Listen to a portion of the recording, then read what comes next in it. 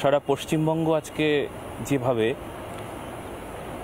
আমার পাশে দাঁড়িয়েছে, এমনকি দিদি শুনলে তুমি আশ্চর্য হবে যে ইসলাম ধর্মাবলম্বী ভাইয়েরা পর্যন্ত বলছে যে আমি আপনাদের পাশে আছি, আপনার পাশে আছি। রামনবমীতে আপনার সঙ্গে পায়ে পা মিলিয়ে হাঁটব। দিদি, আসলে রাবণ থেকে যে বেরিয়ে এলো, রাবণ রাজ্য থেকে যে বেরিয়ে এসে সেই বিভীষণের কথা বলছি দিদি, যে রাবণ রাজ্য থেকে বেরিয়ে এসে রামের কাছে সঙ্গতি দিয়েছে। আর সেই তারা আমার ভাই। কারা আজকে আমার ভাই? কাকে ভাই বলবো? ভাই তো সে যে রামকে ভালোবাসবে, সত্যকে ভালোবাসবে। রাম মানে মর্যাদা, যে সমাজ দেশ রাষ্ট্রের কল্যাণের কথা ভাববে, তাকেই তো আমি ভাই ভাববো। দিদি, আমাদের শাস্ত্রে যার মুখে ভাই হরি কথা নাই, তার কাছে তুমি যেও না। যার মুখ হেরি ভুলে যাবে হরি, তার মুখপানে চেও না।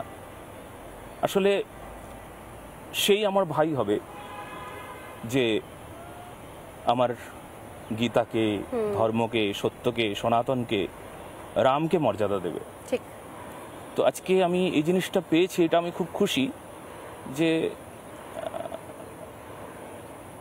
এই মুহূর্তে দাঁড়িয়ে অনেক মানুষ যারা ইসলাম ধর্মাবলম্বী তারা বলছেন যে আমি রামনবমীতে আছি, আপনার পাশে আছি। এটা খুব আনন্দের দিক দিদি।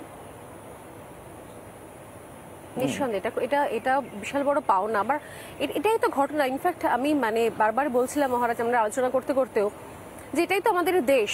আমরা বলি বহুত্ববাদের দেশ, এটাই তো বহুত্ববাদ।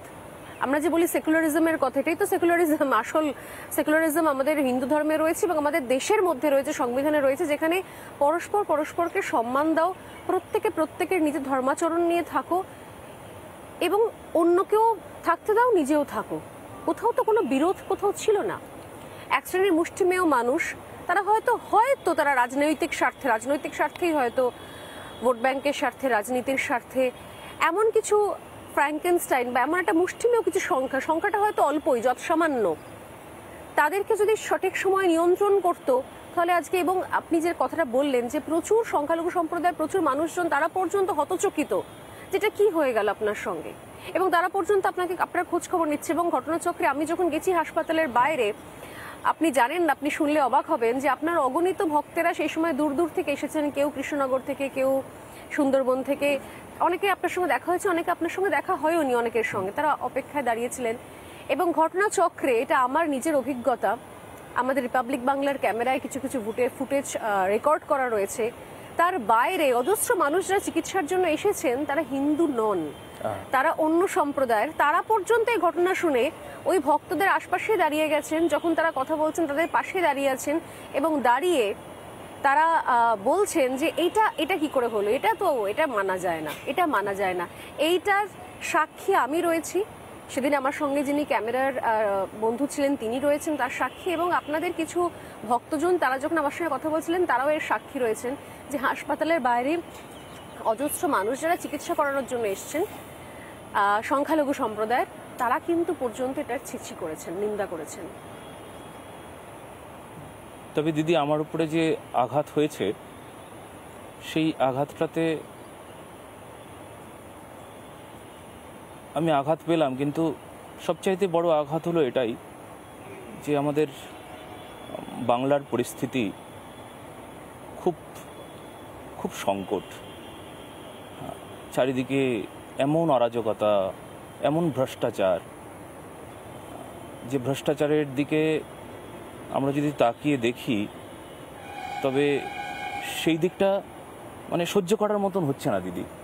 কালকে আমাকে এক ভদ্র মহিলা, আমাকে খুব শ্রদ্ধা করেন, উনি বলছেন যে মহারাজজি, আমি এখন সুইসাইড ছাড়া আর কিছু করতে পারবো না।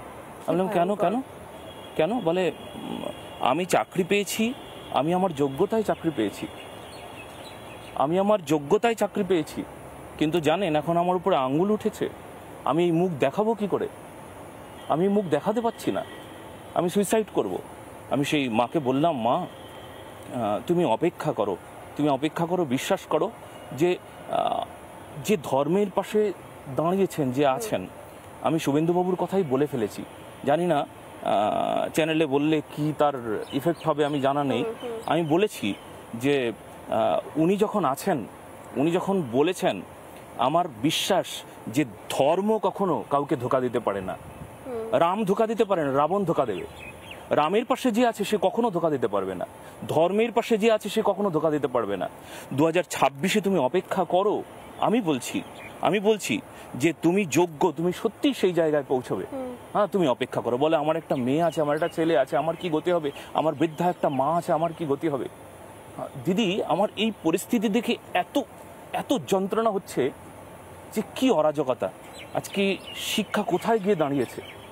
শিক্ষিত চোরদের আমরা স্যালুট করছি, আর অশিক্ষিত চোরদের আমরা জেলে পুড়ছি, তাদের উপর অত্যাচার করছি। আর শিক্ষিত চোরদের আজ পর্যন্ত আমরা স্যালুট করছি, তাদেরকে ওই জায়গায় বসিয়ে রেখেছি। দিদি, নিঃসন্দেহে আমি এটাও একটা বলবো যে আপনি বলছেন যে এই জিনিসগুলো রয়েছে, এত দুর্নীতি রয়েছে বলে তাই হয়তো শাসক দলের কোথাও ধর্ম নিয়ে রাজনীতির দরকার পড়ে।